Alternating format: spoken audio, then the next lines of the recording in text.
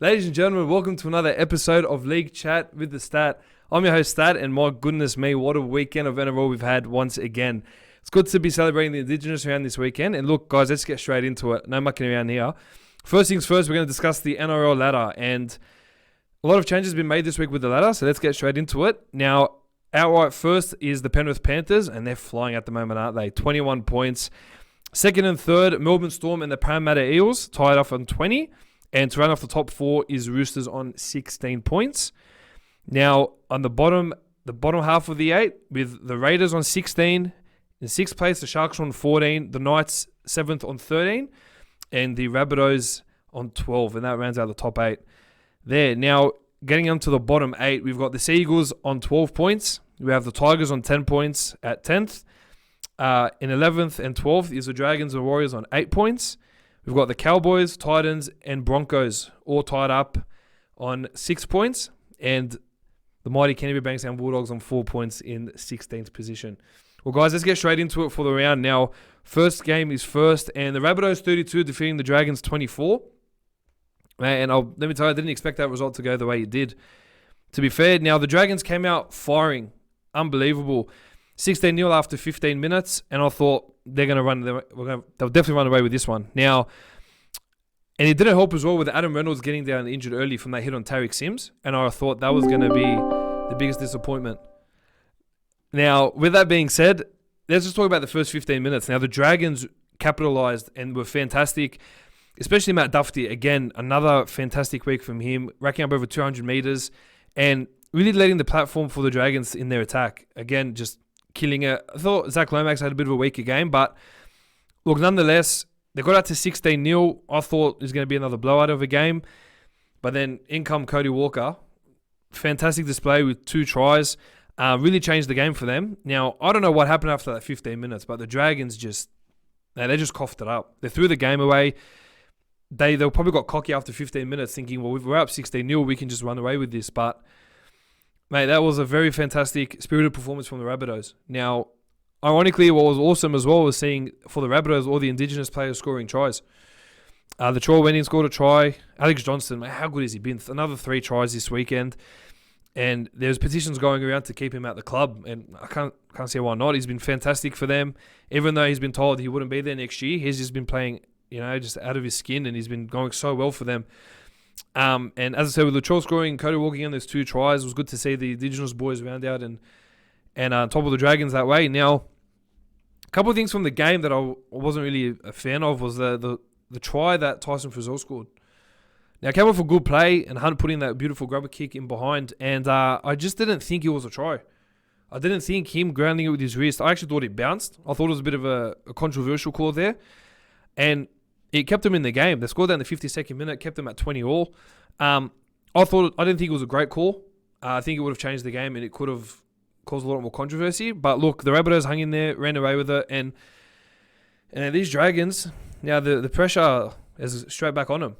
They beat the Dogs a couple of weeks ago, and they've lost the last 2 games, and it only gets tougher with versing the Roosters this week.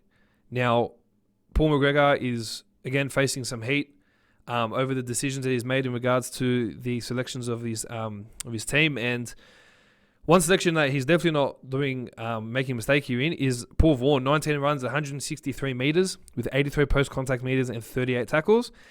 And for the Rabbitohs, I think Thomas Burgess, 18 runs, 188 metres, 93 post-contact metres, 2 tackle breaks and 28 tackles, and a good about 55-minute hit-out. So that was fantastic to see from Thomas Burgess. Just continually leading the way for the Rabbitohs forward back to learn off him. But look, of those 2 tries that Rabbitohs scored, Dragons threw 2 intercepts, which that's 12 points already. And if you can tell, they lost the game by 8. So it's crazy how those 2 tries they let in decided the game by 8 points. So look, Rabbitohs came out firing. A very, as I said, spirited performance without Adam Reynolds, and clinching that game over at Cogra 32-24. Now, the Warriors, bit of a shock one this week. The Warriors 26 defeating the Tigers 20. And look, the Tigers got off to another quick start, like they do. They have the habit of getting to a quick start, first 15, 20 minutes, and then, depending who the team is, just kind of easing back and slowing down. Now, I don't believe the Tigers are ready for finals footy. They don't have the mentality to play for 80 minutes, and they are way off where they need to be. Now, look, I've seen the Tigers start, and if 40 minutes was only how long a game went for, Tigers would be undefeated. Every game they come out firing 2-3 quick tries, they're on the ball, and that sets the platform for the game. Unfortunately, the Warriors were just fantastic. They got out of that grit. They fought, and they got repeat set after repeat set after repeat set. And that second half, especially that second half, and they were fantastic. Now, their big men really stood out. Now, Jack Hetherington put in an 80-minute performance, 13 runs, 139 metres, 52 post-contact metres, 34 tackles in 80 minutes is a very solid effort for a kid who's only played less than 30-odd games. Tohu Harris, one of their most inspirational leaders there, 16 runs, 181 metres, 69 post-contact metres, 41 tackles and a try in an 80-minute display. But one I want to highlight from one of the Warriors players who's just come back from injury, Jazz Tavaga. 17 runs, 168 metres, 77 post-contact metres, and 42 tackles in 51 minutes. Crazy. In 51 minutes to pull out a stat like that was unbelievable. Now, we saw that with CSC for Talakai last week in racking up Royce Hunt was like 200 metres in 20-odd minutes. Just big numbers from these big inspirational players. And look, I thought Peter Hickey was fantastic scoring those 2 tries as well. I feel like he's always been a type of a hit and miss player, but when he applies himself and he has such a good impact, it shows. And look, Tigers got cocky. As I said, they are not ready for finals football. Michael Maguire needs to find consistency in who he chooses in his halves pairing. Now, one week it's Benji Marshall, Luke Brooks. Another week it's Billy Walters, Luke Brooks. Another week it's Billy Walters, Benji Marshall. Another week you throw in Josh Reynolds. Maguire needs to find that consistency in a halves pairing that can take them to the finals.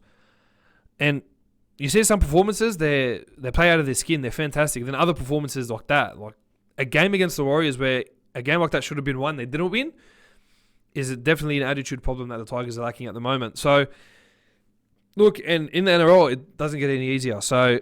But the Warriors can take everything from that. Turned out to be Blake Green's final game for them before heading over to the Newcastle Knights, which I will get to a little bit later in the podcast. But those 3 players I mentioned, and again, Roger Tuivasa-Sheck clocking up another 290 metres from 23 hit-ups. Mate, just another fantastic effort from him. So, good to see the Warriors fans smiling and the players smiling, especially in the circumstances they've been in.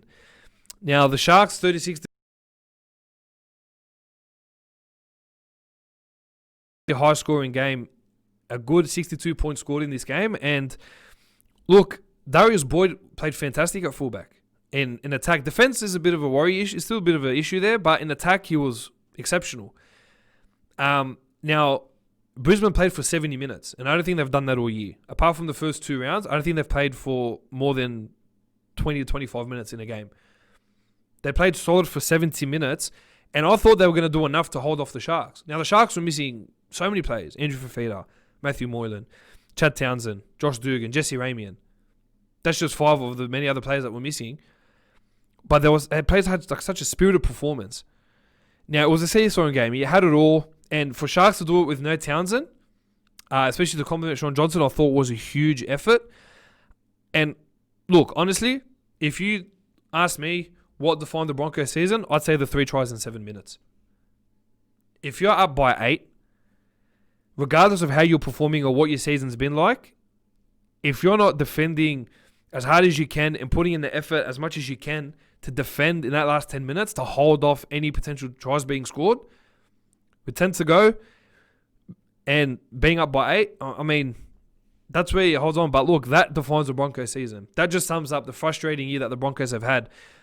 Letting in 3 tries in 7 minutes. The Sharks ran down the field 300 metres and each time scoring a try. I mean, it's not good enough from the Broncos. And again, yes, they played well for 70 minutes, but it's an 80-minute game. And week in, week out, we're talking about the season they're having. But look, I just find that there are so many consistent players in the Broncos that just keep putting in spirited performances. Unfortunately, it just never seems to work out that way. Payne Haas, 18 runs, 217 metres, 111 post-contact metres, and 43 tackles. It's freakish. Tavita Pangai Jr., 20 runs, 186 metres, 75 post-contact metres, 21 tackles, with 7 tackle breaks and 5 offloads. And a guy who I mentioned last week would be Broncos Rookie of the Year for sure, Patrick Carrigan. 23 runs, 210 metres, 49 tackles, and 102 post-contact metres in an 80-minute performance. Now, these are the players that you build your team around, but unfortunately, because there's no direction at the club at the moment, and I said, look, this game they were a lot better. They played with a lot more heart, a lot more spirited performance. I thought Richie Kenner was solid on the wing there, scoring a couple of tries. Herbie Farnworth, we got to see a bit more, especially after re-signing with the club this week. So it was very good to see that from him. Now, but look, for the Sharks, their big boppers did well as well. I mean, Tony Rudolph, again, another fantastic addition to their squad. 18 runs, 211 metres, 21 tackles, and 89 post-contact metres. Another big effort. And CSC for Talakai, who got moved into the centres with obviously Dugan and Ramian being out. 18 runs, 204 metres, with 83 post-contact metres, a try and 3 tackle breaks. It was a monster effort. And he's been playing out of his skin the last few weeks, especially re-signing that one-year extension with Cronulla. It's been good to see. But the Sharks are just finding ways to win. And look, one area they need to address, and I keep mentioning it, is their defence. They had another 48 missed tackles on Friday night. If you're missing tackles from the Brisbane Broncos, and you're missing 48 of them, it's a bit of a concern there. It was against the Sharks last week where they said against the Dragons, last week where they said they wanted to keep it under 20 missed tackles. Still had about 38 missed tackles, 37 missed tackles. So defense is a worry for the Sharks. It is something that they need to get sorted and sorted quickly. We're in the last 8 weeks of the regular season before the finals, and Sharks need to really fix up their defense if they want to go a long way in 2020. Now, the Roosters 18 defeating the Titans 12, and it was a very scrappy win from the Roosters. A very un-Roosters-like performance, but you got to consider as well, they were missing a lot of players. They were missing, on top of Daniel Tupou for an extended period and Sam Verrills and Victor Radley, they've been missing Angus Crichton, and they lost Josh and Brett Morris as well. So a lot of strike power is missing from their side, but they still find ways to win. They still find ways to tough it out. Now, I thought a few calls went the way of the Roosters that shouldn't have gone. I thought to have Brian Kelly in the sin bin over that call where being tackled without the ball, I thought was tough. I don't think it was a sin bin. I thought it was a very, very tough call from Henry Perenara. And it costed them. It did cost the Titans. But look, credit to the Titans. I mean, they still played a solid performance. Now, for them, that's almost their full-strength team. And they took it to the Roosters. Now, obviously, they didn't win, but it was good to see Titans playing some free-flowing football. I couldn't tell you how many times that the Titans were exposing the left and right edge of the Roosters' defense. They exposed them many times on their end. And they would run half the field, and whether they'd score from it or not. But there were a few plays that you look at and think, wow, like that sets the tone of the game. Joey Manu. That try saver he did on Philip Sammy where he ran the whole field. Wow. Fantastic. The commitment to defense was there. And look, Roosters only won 18-12. They scored that try. It could have been 18-all. Oh, especially at that time, they could have been up 12-10 at the break instead of being down 10-6. Pivotal moments like that the Roosters just seemed to capitalise on was fantastic. And especially in that game as well, Jared Waerea-Hargreaves going down with that rib or sternum injury 31 minutes in, which means that their big bobbers had to really step up. And one of them was Suasia Takiaho. I thought was the most consistent player out of all of them there. 16 runs, 169 metres, 86 post-contact metres and 33 tackles in a monster effort in prop. Monster effort. Now, Mitch Orbison played fantastic as well, scoring that try in the corner. Tedesco, solid as always. The Titans, they're laying a great platform. They're starting to do things and starting to show us what they're capable of, and it's only going to be better. It's only going to get better from them as the years go on. But look, Roosters 18 defeating the Titans 12. Roosters still being good enough in the end and holding on to that spot in the top 4.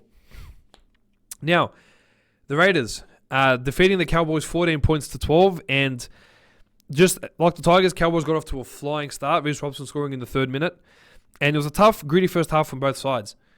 I think the main concern I would say for the Raiders was that both of the tries that were scored by Robson and Taumalolo were straight through the middle.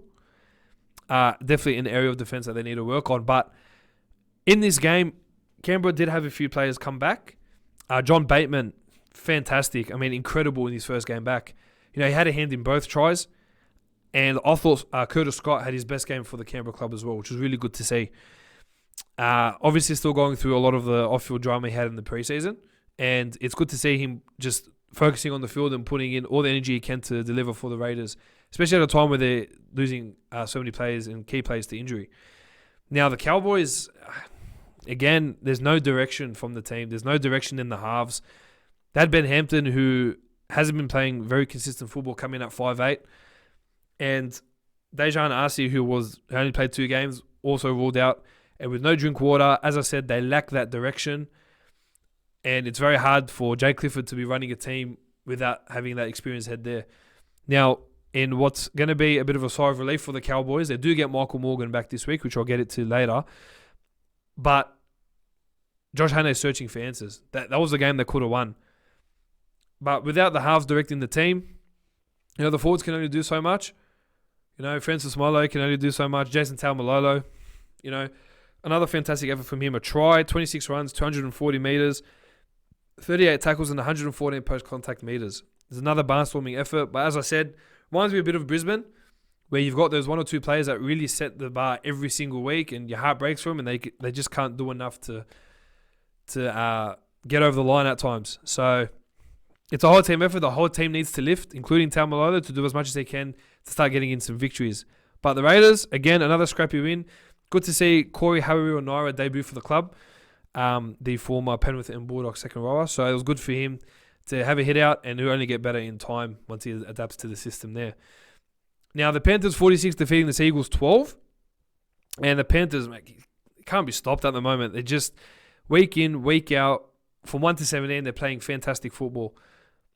But the first minute, like 40 seconds in, when Adam Fanua-Blake dropped that ball, it's what they call a coach killer. Now, it really stuffed them up, the Seagulls.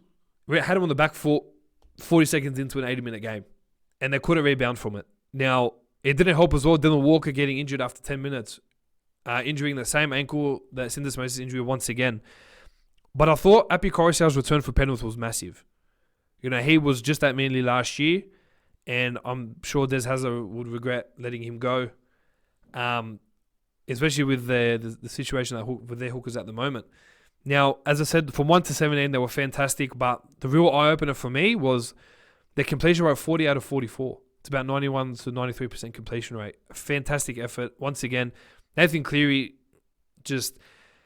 You keep forgetting that he didn't play the first 2 rounds, or the first couple rounds, with that off-field TikTok indiscretion. But with that being said, he has been fantastic since he's been back, and he's just been leading the team and directing them so well. You'd think he's been playing around for like 10, 12, 13 years, but only been in the top leagues for about last 3, 4 to 5 years, and he's been fantastic and really showing that he's going to be one of the best to ever go down in the game for sure in the next 10 to 15 years. Now, as I said, week in, week out, I'll talk about the Penrith forwards and how they lay the platform, and they did it again this week. But before I get into that, the Seagulls just were under the pump. They couldn't capitalise. I thought Daly Cherry-Evans was fantastic. 2 try assists. Even Jake Trbojevic, again, another player that plays out of his skin week in, week out. Solid 80-minute performance once again. Capped it off with a try as well. But the leadership I love from Cherry-Evans was when Lachlan Croker threw that intercept to Brent Naden. And Brent Naden was almost good as going to all money to go score that try. And it was especially when Manly were attacking the Penrith line and he's going to run 90 metres. But the spirited chase down from Ruben Garrick and Daly Cherry-Evans to take him down was huge. It was a monster effort. And that's the type of player Cherry-Evans is. He's committed, so committed to the club, committed to the players, committed to the cause.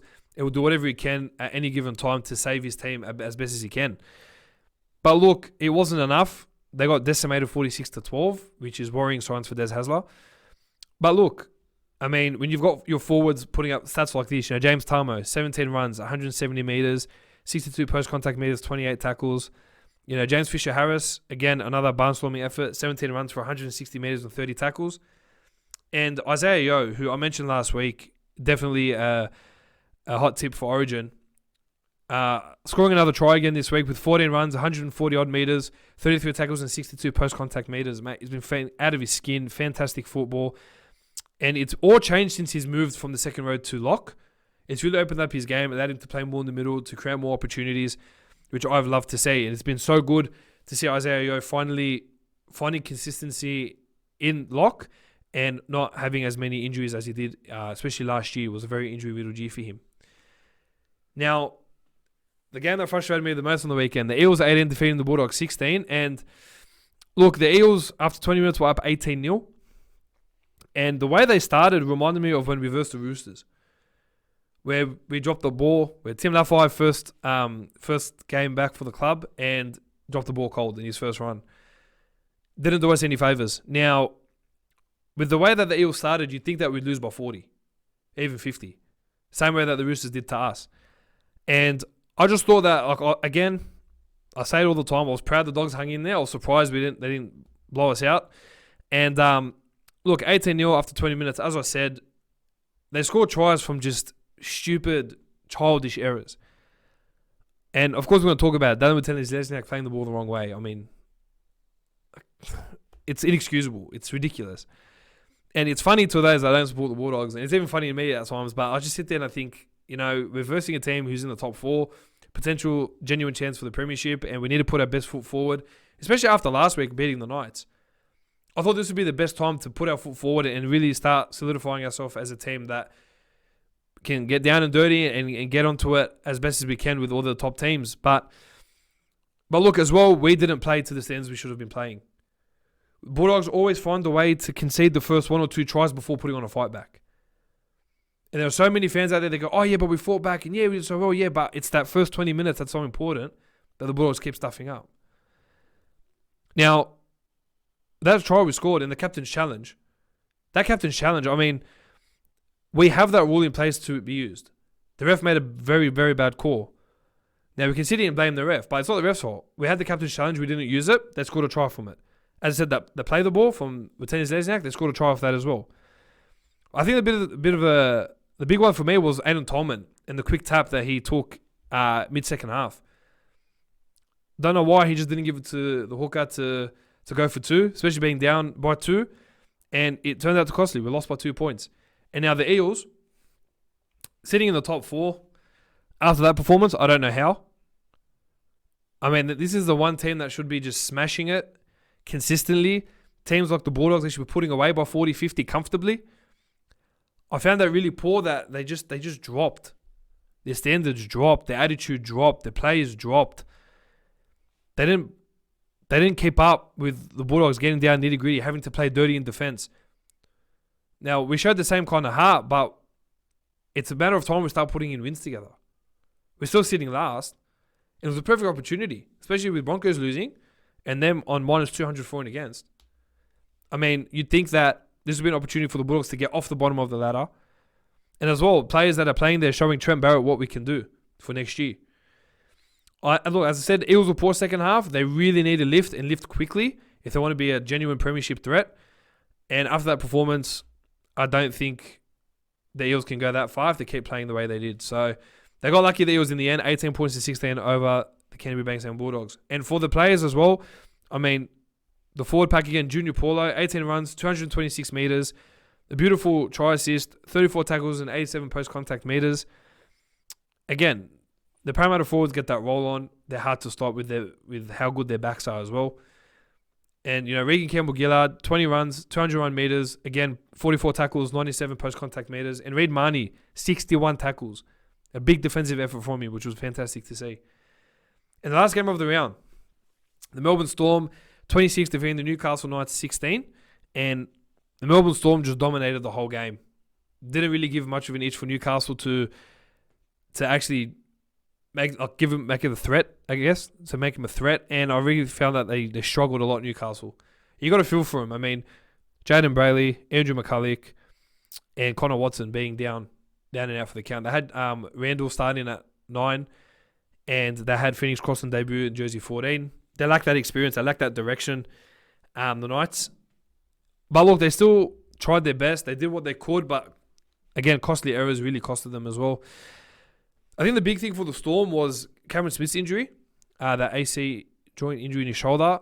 It was the next few weeks, what Brendan Smith is capable of in the number 9 jersey. He's played hooker for New Zealand, but he's been playing prop and lock and coming off the bench for the Storm. So for the next few weeks, it'll be good to see what Brendan Smith can bring to the team. But the highlight for me in that game was Ryan Pappenhausen's try. off the Ponga kick. And the way he stepped Ponga, he was just quick off his feet and just took off was unbelievable to watch. And it's good to see Pappenhausen week by week get more comfortable in the style of play and get more comfortable in that fullback jersey. And it's been good to see. Now, the players that stood out for me for the Knights was only David Clemmer. Another fantastic performance. 15 runs, 180 metres, 86 post-contact metres. And Tino Fasu Malawi, I believe I said that right. 19 runs, 199 metres, 89 post-contact metres, 34 tackles, again on the try. Another barnstorming effort off the bench. And the more I see this kid play and the more I see how impactful he is, only excites me for what he's going to do for the Titans next year. Now, obviously, the Knights will be boosted by the signing of Blake Green this week, as I mentioned earlier, and I will mention later, which will then give him a bit more stability to move men to hooker, which will give him a bit more experience there. But to cap off the round, Storm 26 defeating the Knights 16. Now, let's take it to the news around the NRL world. And from all the way from last week, now the Broncos have sounded out Cameron Smith as a potential signing for 2021. It's a bit of a laugh for me, to be honest. I don't think Cameron Smith will be going anywhere. In fact, I think if he plays for another year, it'll be at the Melbourne Storm. And I believe that the Melbourne Storm will look to sign him at a capacity off the field and keep him there as potentially for life. So Broncos interested in Cameron Smith for 2021 is an absolute laugh. They won't get him by any means, especially with Andrew McCullough going back next year on $600K a year. Now, a lot of you guys are wondering what I mean by that. When McCullough was released by Brisbane to go to Newcastle, it was only released for the year. What they didn't realise is that he'll be going back to Brisbane next year, as far as things have panned out. And with that being said, Broncos will then have Andrew McCullough next year playing for them 2021. And the addition of Cameron Smith with Jake Turpin is going to cause a lot of headaches as well. So put that on the back burner. Now, the next bit of news, Coda NASA has held discussions with Bulldogs CEO Andrew Hill about the potential return of Sonny Bill Williams to the Bulldogs in 2021. Now, I know the owner of the Laundry Hotels is really interested and pretty keen to bring Sonny Bill back, just to build the culture around the club and to teach the kids what it's like to be in first grade and to be professional and to see exactly what Sonny Bill's capable of. I mean, if you look at his career, he's won World Cups, he's won premierships, he's been so successful in his sporting career, Sonny Bill. And so his influence and the impact he'll have with the younger kids will be huge. So Trent Barrett and Andrew Hill are exploring the possibility of bringing him in for 2021. Now, a bit of good news for the Broncos. Herbie Farnworth, who had been chased by many different sporting codes, about 20 clubs across 3 to 5 sporting codes, has re-signed with the Broncos for 2 years and showing his faith in the club there. It's a fantastic re-signing for the Broncos. One thing I love about Farnworth is he plays out of his skin week in, week out. Still young, humble, willing to learn. And they need to get the right coach in there for him to actually be used properly and for them to unleash his potential.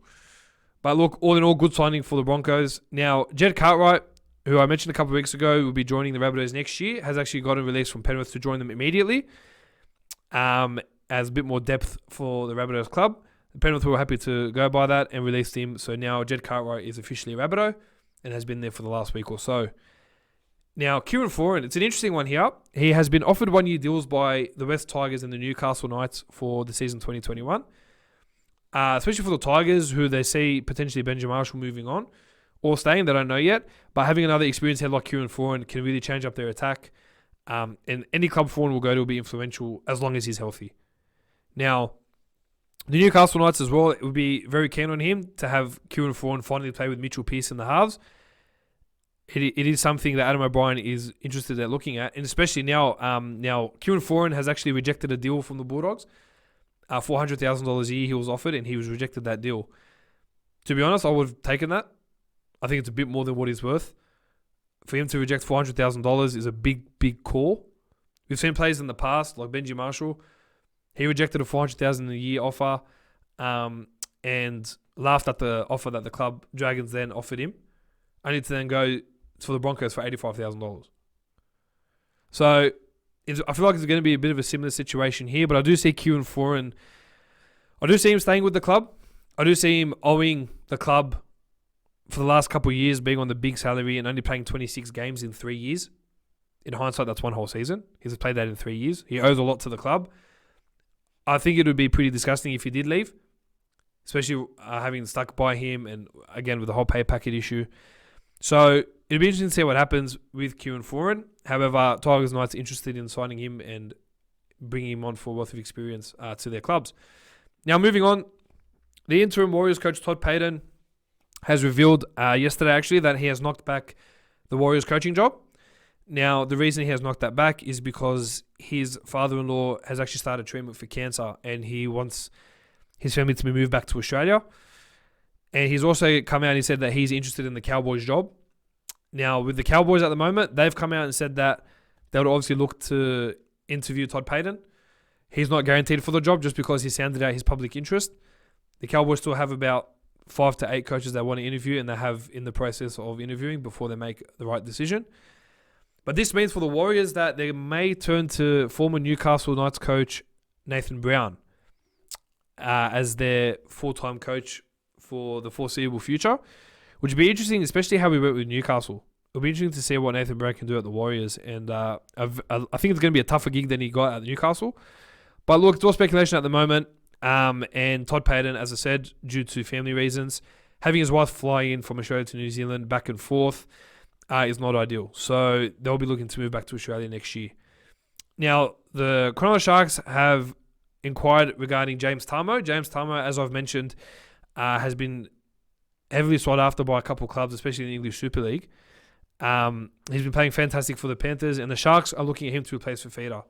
Now, Andrew Fifita has had so many injuries with his knee, especially his calf as well in recent times, and they look at Tarmo to be a very influential player for the club, especially with the experience he's had and the premiership he's won back in 2015 with Thurston, would be influential to a team like the Sharks. So they want to swap out Andrew Fifita and get in James Tarmo, which I think they'll look to replace Andrew Fifita in the long run. Now, John Asiata, I mentioned him a few weeks ago. He was actually looking as a hot tip to sign for the Gold Coast Titans until Titans signed Herman Esiese. Now, John Asiata has actually started to field other offers outside of Queensland. He's started to field offers from the Bulldogs, the Dragons, and the Newcastle Knights. The Newcastle Knights would have him in to replace Herman Esiese. The Dragons will have him in to replace James Graham. And the Bulldogs are looking at another ball-playing back rower and another genuine option in Asiata, which could mean a domino effect of Adam Elliott potentially going to the Dragons. So we're just yet to see what happens. But Asiata is starting to field a lot more offers. And it's no longer a guarantee that he could actually be going to the Titans. So just watch this space for that one. Now, the Cowboys players actually want the current Tonga international coach, Christian Wolf, to coach in 2021. Now, Jason Taumalolo is definitely looking to get him in to be their head coach. And the experience he's had with Tonga and the good relationship he has with some of the Tongans in the Cowboys side, they believe would be influential for the Cowboys. So he has been labelled as another option for the club.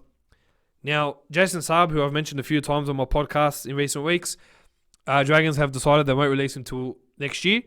Now, they've got 6 clubs interested, like I mentioned a few weeks ago: Bulldogs, Melbourne, Tigers, Dragons, as just some of the clubs that are interested. Now, the reason he wants to get a release is because he lives in Western Sydney, and the trip to Wollongong every week is actually quite painful for him to do. So Jason Saab is going to suss out his options. I do believe Tigers are the hot favourites to sign him at this point in time. So again, another one to watch this space. Now, Blake Green, I mentioned earlier, has been quite the journeyman in the NRL. Has actually been released from the Warriors effective immediately to sign with the Newcastle Knights, which was confirmed this afternoon. Will bring a lot of experience to the club, especially for the younger halves to develop. And especially with the injury crisis that the Knights are having at the moment, will be a fantastic pickup for them. And I think it's a great signing. I think the Warriors will be losing a lot in losing Blake Green. And it's only the Knights to gain for this one. Now, a former Raider himself, Kurt Baptiste, the former Raider, Cowboy and Rooster, has joined the Raiders on a training contract to the end of 2020. Now, with that being said, what that means is that if Siliva Havili or Tom Starling were to get injured for whatever reason, what that would mean is that Kurt Baptiste will then, the NRL would have to get approved, the Raiders, for them to be able to get Kurt Baptiste to be playing first grade. But he's just on the training contract at the moment, and he's more cover for Tom Starling and Siliva Havili. Now, interesting story coming out of Toronto Wolfpack. Now, Ricky Lutelli similar situation to Sonny Bill. In fact, his story is a little bit more sad. Now, obviously, as people are aware, Toronto Wolfpack have had issues with paying their players at the moment due to the COVID-19 pandemic affecting them over in Canada and in Manchester. Now, with that being said, what has happened is Ricky Lutelli, because he has been short $80,000 in payments by the club, he has been kicked out of his house in Manchester and had to give back the company car. He signed a rich deal to go to Toronto from the Sharks, and he has now had to go and give back all that stuff back to the dealership and give the home up. Now, he has signed the deal with Melbourne Storm, which was originally blocked at first by the NRL until Peter V'landers has stepped in. And the Storm have signed Ricky Lutelli to the end of 2020, worth $35,000 for the season. The idea is that Lutelli will come into the country either early next week or late next week and quarantine for 2 weeks with the family before being introduced into the NRL bubble, the COVID-19 bubble, and be playing for the Storm within the next month or so. So it's a good pickup for them, especially losing Paul Momirovski and Brenko Lee to injuries. So it'll be another good pickup for the Storm and Ricky Lutelli. Now, Campbell Graham, the 21-year-old from the South Sydney Rabbitohs, has re-signed for 4 more years with the club. He will be coming off contract in 2024 after penning a 4-year extension, which is a big boost for the club. Now, one that's a little bit weird to say in a podcast, but came out today, Katoni Staggs was actually a victim of a revenge pornography attack. Someone had released a video without his consent, and he's now being investigated by it. From all reports, and as far as I'm concerned, he has been cleared and will be cleared by the integrity unit. He'll be meeting with them in the next 24 to 48 hours. And it seems like the person that has released the video may be looking at police charges. So, bit of a weird one, but also an interesting one. As I said, Katoni Staggs, if he was to be suspended, it would be another disaster for the Broncos in the year of hell that they've had. So, it looks like he may be cleared. And the last bit of news for the week is the Dragons are actually interested in doing a swap with Gareth Widdop and Corey Norman. Now, Corey Norman, as we all know, which we'll find out soon, has been dropped for this week and hasn't been living up to the big $850 pay packet that he's on. And Gareth Widdop is looking to come back from England after only being there for a year to come back to the NRL and play for the Saints. If you ask me, I think it's a pretty stupid move. And if you give me some time, I'll explain why. Now, Gareth Widdop originally cut his deal with the Dragons by 2 years to go home and finish his career in England, which left Dragons searching for answers, thinking where they're going to go find a good half, and they're going to pick up a good half. They pick up a half in Corey Norman and sign him to a massive deal. With the money that they used to get rid of Gareth Widdop, they used on Corey Norman. And I find it ironic that now Widdop wants to come back to the NRL and have Corey Norman go to England and finish off his career. Now, the Dragons have been showing off Corey Norman to other NRL clubs. NRL clubs are not willing to pitch in that $850,000 a year pay packet that he's on for Corey Norman. So they're saying a swap is on the cards, and they're looking at doing a half swap between Gareth Widdop and Corey Norman. So watch this space. I'm not a big fan of it. Gareth Widdop hasn't been faithful in his contracts as of recent times, even though contracts mean nothing. And it's going to be a bit of an interesting one to see how it goes. But maybe Corey Norman can do with the change in England. I don't know how he'll go with leaving his YKTR business that he's got here with Isaac John and James Aguiaro. But it's one to watch as well. Now, something that I want to bring up, bit of a controversial topic that I want to rant on for the week, and something that I just don't understand. I think, now it didn't necessarily happen in the NRL, but it happened in rugby league. Now, Israel Folau, who has been on the end of so much backlash for the last few years in the rugby union, who re-signed just recently with the Catalan Dragons for another season. Now, for those that don't know, the Super League finally resumed on the weekend, and they had 2 games, Leeds versus Huddersfield, and it was, I believe, St. Helens against Catalans Dragons. Now, in the Catalans versus St. Helens game, all the players decided to get on one knee and protest for the Black Lives Matter, and Israel Folau was not one of those players. And of course, the pathetic media that they are blew up a big story about it. I don't understand what the problem is. Everyone is entitled to an opinion. Everyone is entitled to their beliefs. And Israel Folau starts getting condemned left, right, and center again for something that is no one's business. What I find to be interesting is that players in the NBA who are black and who have taken that stand against the Black Lives Matter and don't kneel when everyone else is kneeling. Now, Israel Folau does believe in God, and he believes that he should only kneel to God, which again is his religious belief, and he's entitled to that, just as everyone else is entitled to the belief of kneeling for Black Lives Matter. What I find disgusting is the treatment of people that are not in agreement with the media. I find it disgusting. And Israel Folau is not the only case. I can sit here and go through many cases. I'd be here all night. I'd be here for another 6 to 10 hours easy. But we sit here and we don't appreciate rugby league for what it is in just the game. People have to come in and say, oh, but he doesn't agree in gay marriage, or this person doesn't believe. I mean, they're coming to play rugby league. We should take politics and media out of the game and let rugby league just be rugby league. I find disgusting, and I find that Israel Folau, especially who has been in the media as of recent years, week in, week out, cop criticism from people that a lot of them even don't matter. Let's be real. A lot of people that are coming here and taking swipes at him don't even matter. But then there are people who are in the media who think they matter and come out and take a swipe at him, and everyone's like, oh, how dare he not kneel? How dare he take a stand against what everyone else thinks? I think it's poor, and I think that the NRL and the Super League should be doing more to look after those players that have of different beliefs to other people or to the majority. Now, we've seen that with the Catalans as well. They've actually spoken to Israel, and Israel's made it very clear about his stance, and they've respected that, and credit to the club who have stuck by him, especially in a time where he wasn't guaranteed a job or was banned from every other sporting code. But I just find it disgusting that Israel Folau, he just can't catch a break. He does nothing wrong. He's a great member of the community, whether it be here in Australia, whether it be over there in France, or when he goes to England. You know, a signing of Israel Folau's caliber brings people and puts bums on seats. And I just find it despicable that they focus on irrelevant things that don't matter to the game, get brought in and get discussed and try to ridicule this guy over not going with the flow and taking a stand for what he believes is right. I think it's poor. I think it's something that should be limited from the game. That's my rant on that. I think it's poor. I think everyone's entitled to their own opinion, just like everyone else is with kneeling, and that should be the end of it. Now, let's get into what will be round 13. And a lot of interesting ins and outs of this week, so I want to get straight into that. Now, the Dragons will be taking on the Roosters on the first game of round 13. Now, for the Dragons, Corey Norman has been dropped, as we discussed earlier. Now, Adam Clune will be returning from concussion in the halves to partner Ben Hunt.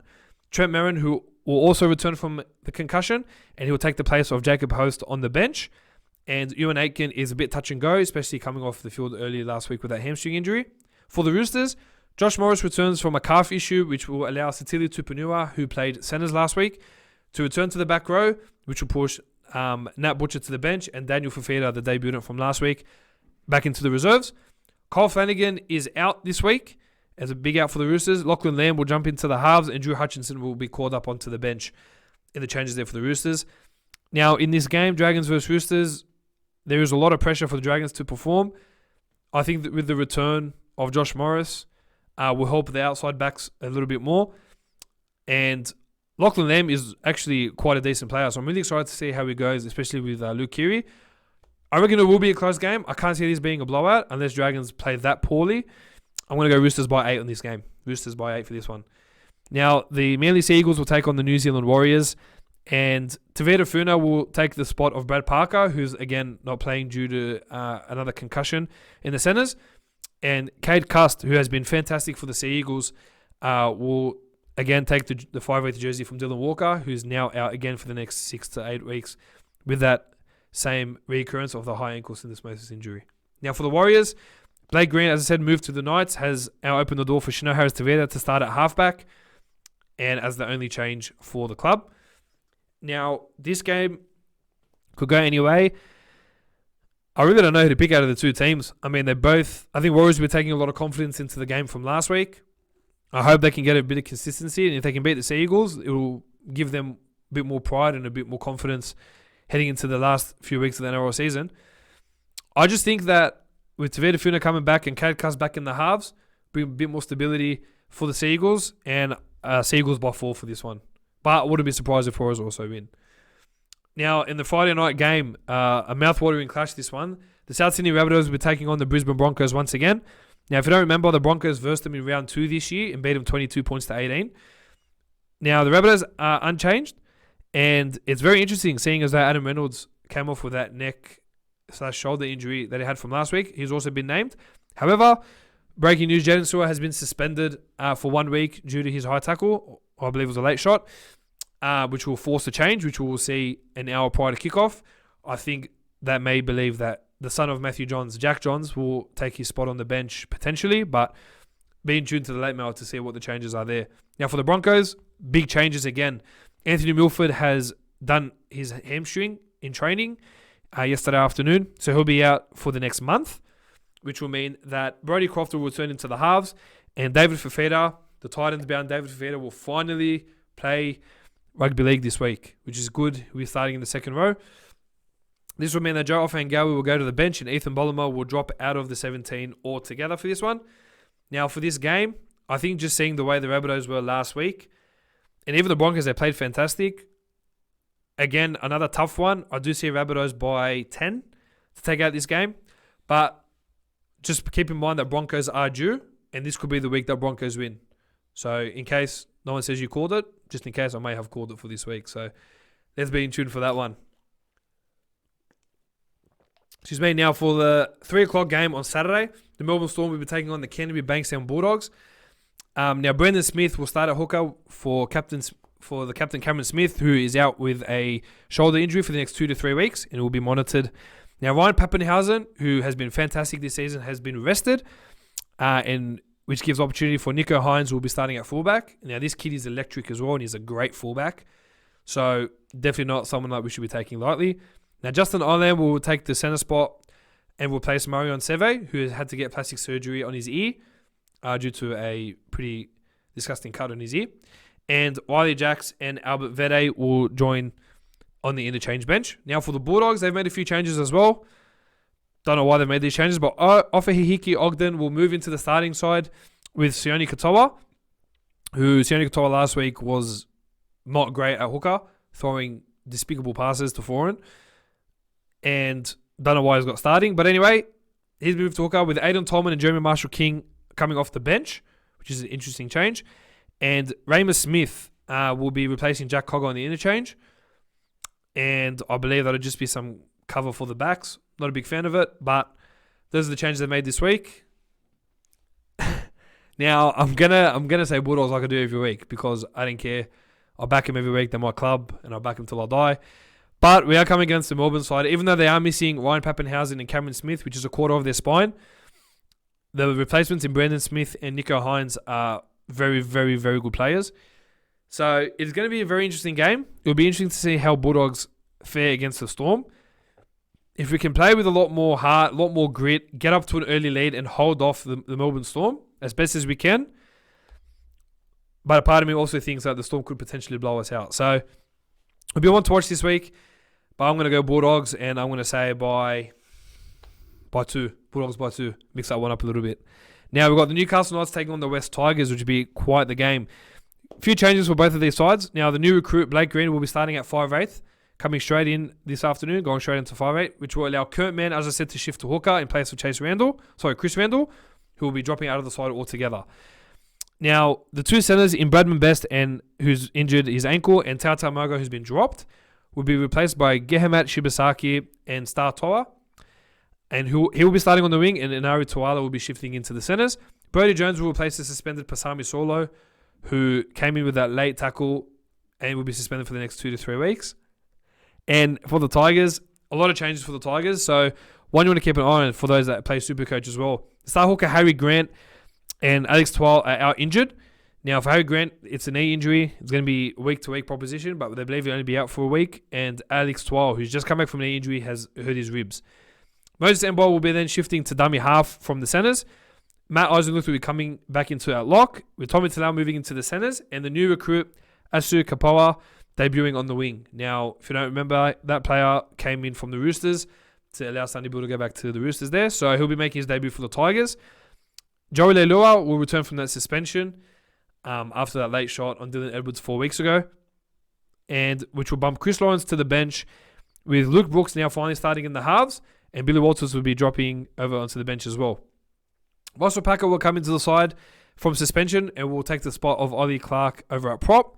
And Sam McIntyre will start in the second row with Garner dropped to the reserves. Many changes there for the Tigers, and a game to watch out for. This will be one of my 2 games of the round for the week. And in this game, I can see it going anywhere. To be honest with you, now Blake Green and Mitchell Pearce will be a very interesting halves pairing with Kurt Mann at 9. Sorry about that. And I think with Harry Grant missing from the Tigers, I think they'll really suffer. Moses Mbai is not a hooker by any means. So I think they're going to suffer there. I'm going to go Knights by 12 for this game. And Knights should get back to their winning ways this week. Now, the Panthers will be taking on the Canberra Raiders, and this will be the game of the round for me. The only change for the Panthers is the Malachi with Tennis Zelezniak returning on the wing for Charlie Staines, who's injured his hamstring. And just a minute, Charlie Staines, fantastic football. He's been playing over the last 2 games. He scored 6 tries in about 85 minutes of regular game time. He's out for the next month with a hamstring injury. So once he's recovered from that, I think he'll be straight back in the side for Zelezniak. Or if Brian Orr comes back, Charlie Staines will have to wait his turn.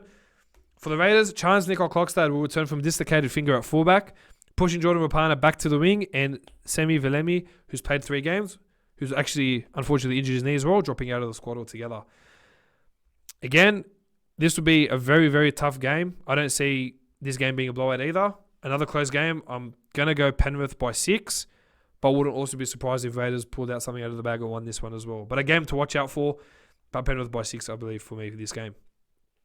Now, the Titans will be taking on the Cowboys this week, which will be a very, very interesting game. Now, the Titans only have the one change with Sam Luzoni returning on the bench in place of Sam Stone. Meanwhile, for the Cowboys, quite the few changes. Captain Michael Morgan, as I mentioned earlier, they need some stability in the halves. He is back this week, and he is taking the spot of Jake Clifford, who has been dropped from this game altogether. Ben Hampton has been retained at 5'8", which means Dejan Arce is still not back from his knee injury. Tom Opicic will turn to the side in the centres, with Justin O'Neill moving to the wing and Murray Talagi onto the reserves. Josh Maguire is back from suspension at prop, which will push Francis Molo to the bench. And Jake Granville, who hasn't played in a while, will be getting onto the bench. And Omre Pere will be making his debut, I believe, for the Cowboys, who've been caught up to the interchange. Now, Mitch Dunn will start in the back row with Shane Wright, Gavin Cooper, and John Asiata all out of the side. Asiata, I believe, has hurt his knee, and I believe Gavin Cooper and Shane Wright have been dropped for this game, which will be an interesting one.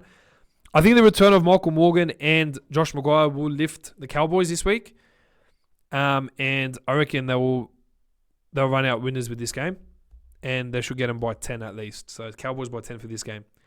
Last game of the round, the Cronulla Sharks were taking on the Parramatta Eels.